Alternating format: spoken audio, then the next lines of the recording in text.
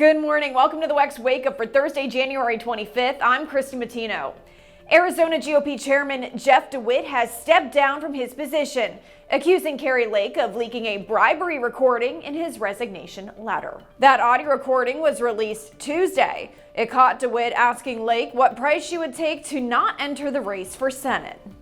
Is there a number at which I can be bought? not be bought? That's what it's about. You can take a pause for a couple of years. No. And then go right back to what you're doing.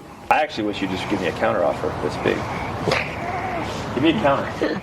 I can't be bought. DeWit announced on Wednesday he would be stepping down in a letter shared to his social media. He accused Lake herself of leaking the, quote, selectively edited audio recording of our private conversation. DeWit admitted he said things he regretted on the call, but now he's claiming that he was set up by Lake, saying her team threatened to release another recording if he didn't resign. And at least 14 pro-Palestinian protesters crashed President Biden's abortion rally in Virginia on Tuesday. Our Christian Day Talk has more on the White House's response. The Biden White House is doing damage control in the face of rising pro-Gaza protests at President Biden's political rallies. Is he now braced for protest at every event where the public is expected? So, look, let me just say more broadly, obviously the president respects people's right to speak out peacefully. As it relates to events and what to expect, that is something for Secret Service. Obviously, they deal with that. It's not something that I can speak to. They look out for that. They deal with that, so I don't want to get ahead of the Secret Service process. But look, again, the president believes that Americans have the right to speak out, make their voice heard, as long as they do it peacefully.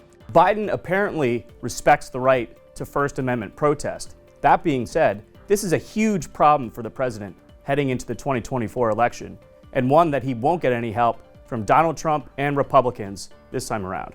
I'm Christian Day Talk, reporting for the Washington Examiner. And the United Auto Workers Labor Union has endorsed President Joe Biden.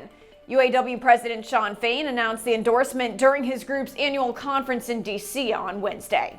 We need to know who's going to sit in the most powerful seat in the world and help us win as a united working class.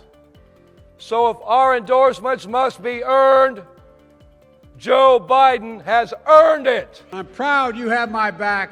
Let me just say I'm honored to have your back and you have mine. That's the deal.